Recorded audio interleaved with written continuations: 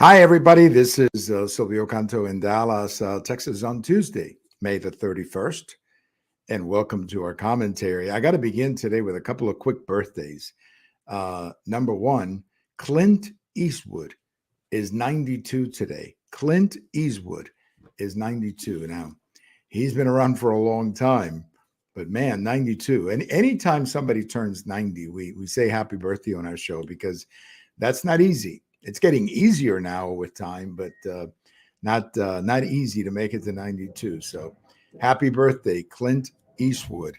And then, of course, the other big birthday today I got to remember is Joe Namath, the great quarterback with the New York Jets, Super Bowl III. I'm sure all of you remember that when you were back in high school.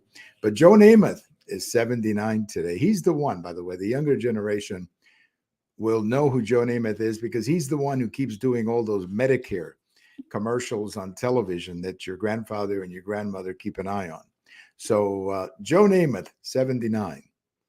Eastwood, Clint Eastwood is, for a minute there, I forgot his first name. Clint Eastwood is 92. Joe Namath, 79. That's absolutely great. Today, I want to talk a little bit about elections in Colombia. Big steps going on down in Colombia, and I want to bring you up to date on that. I know a lot. Colombia is part, of course, of the Western Hemisphere and one of the most important countries in the Western Hemisphere, and that's why we got to keep an eye on the politics on that country. But before I get to Colombia, I got to make a quick stop in Paris, Texas. I mean, in Paris, France. What am I saying? Paris, France. That's what I meant to say. Paris, the big Paris up in France. Well, there was a crazy incident in Paris over the weekend where they were having an exhibition of the Mona Lisa. The Mona Lisa, of course, one of the great artistic works of the last 500 years, however long it's been around, 600, however long it's been around. And it's a very famous, art image that people love to see. And, lots of people were lining up. And then all of a sudden, this guy who went in on a wheelchair, he goes in as an old lady sitting on a wheelchair. He gets up and he throws something at the image or the portrait. Now, thankfully, it was protected, so no harm was done to the original work of art. But obviously, the guy was arrested and quickly, pulled out of the place. And then, of course, they had to clean up the damage that he did. But again, nothing permanent. There was no damage to the portrait or to the museum or anything like that. It was just a guy behaving like an idiot in an art museum. And then we find out that the guy is a climate change activist. I guess he started up and screaming in French that, we're destroying the earth. And I guess Mona Lisa is destroying the earth, or the patrons of this art museum are destroying the earth, and they're destroying the planet. And he was going to make a statement because he wants to save the planet. So he's going to try to destroy one of the greatest works of art. Look, the environmentalist movement, has some good ideas. I'm not going to say that it's all bad, but it's because of people like this that they keep missing and getting support, I think, from a lot of reasonable people. The environmentalist movement should come out right away and criticize this guy and say, he's not part of us. He's not what we're talking about. And let's hope that the French authorities put this guy in jail for what he did. I mean, what he did was damaging not just a great work of art, but public property. A museum, of course, is public property. And let's hope that they process him really fast so that we can prevent these kinds of incidents in the past. But I mean, come on, trying to destroy a great work of art in the name of planet? Come on, you got to be kidding me. Well, the big story out of Colombia is that they had the first round of the elections. Now, Colombia does it, I guess, like a lot of other countries do it, where they have the first round and then there's a bunch of candidates, and then the top two go to a runoff. In the first round, the leftist candidate, the man from the left, got almost 41% of the vote. And then there were two candidates, a businessman who got 28% of the vote. And then there was a more conservative to the right type of candidate who got 23.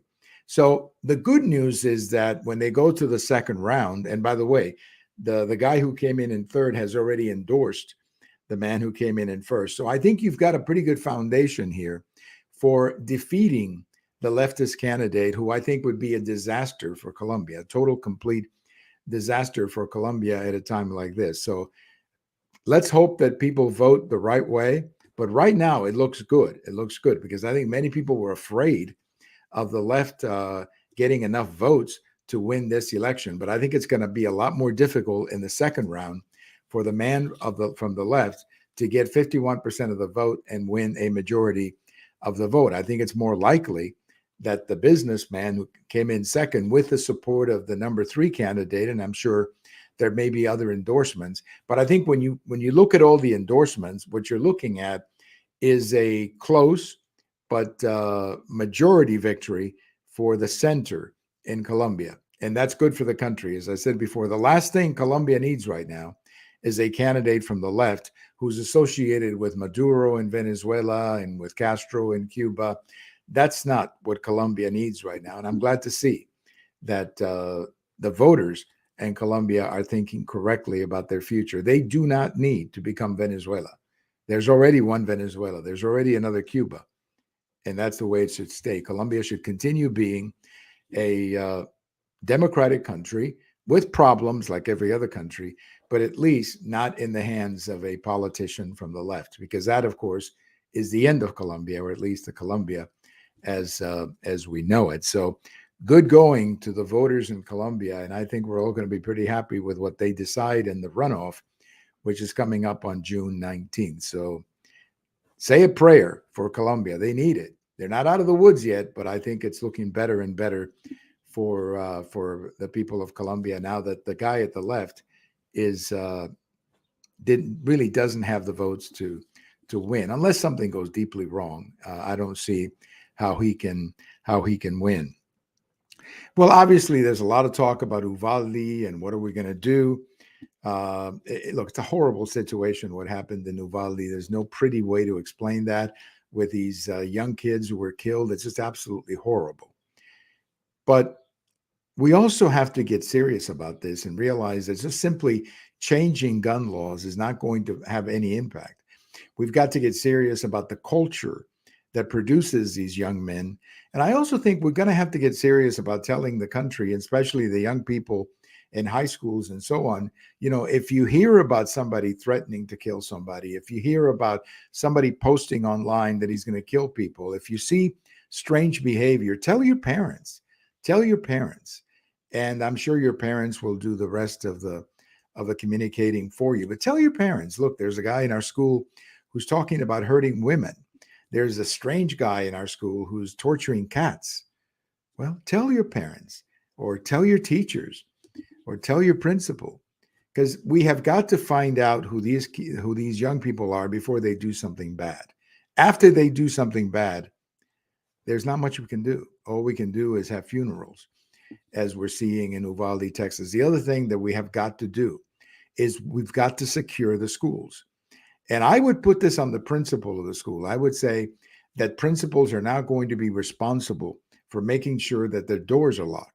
And they need to go around and check them, or they need to have somebody in the school checking them. But the idea that somebody could walk into a school with a gun, that is completely unacceptable here and anywhere. So we got to do something about that. But, the debate about gun laws is not going to get us anywhere, because this is not a debate about gun laws. That's not what failed in Uvalde. Lots of things went wrong in Uvalde, but guns are not the primary reason. An interesting thing is happening. Apparently, President Biden is getting frustrated that his staff is correcting him all the time. You may have noticed this, that he goes out and he gives a speech, and then they come back later and they correct it, or they say, well, he meant to say this. He didn't mean to say that we would go to war with Taiwan. He was simply restating the policy. Well, no, he was not restating the policy. When he said that we would go in to defend Taiwan, that's not the policy. That's never been the policy. So what we have here is the problem of a man, President Biden, who for whatever reason is not reading what they put in front of him, or goes off track. And, it's happened here recently when he was speaking to the Naval Academy, and he's telling them stories about how he did this and he did that. Absolutely false stories. So I don't know if he's thinking this as he's speaking, or I'm pretty sure they don't have this written in front of him.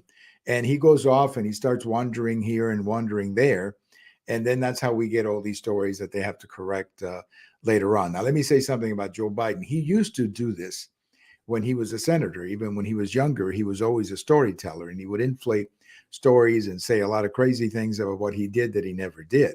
Of course, when he was a senator from Delaware, nobody cared. Nobody paid attention to it. But now that he's the president of the United States, if you're going to go in front of Naval Academy graduates, well, please don't make up a story about your Naval Academy days. I mean, don't make that up. That's an insult to the men behind you who have served, and to the young people in front of you who may have to someday go fight when you send them to fight somewhere. That's not a good idea, to be making up stories when you're the president of the United States. But I understand. I mean, the president is frustrated.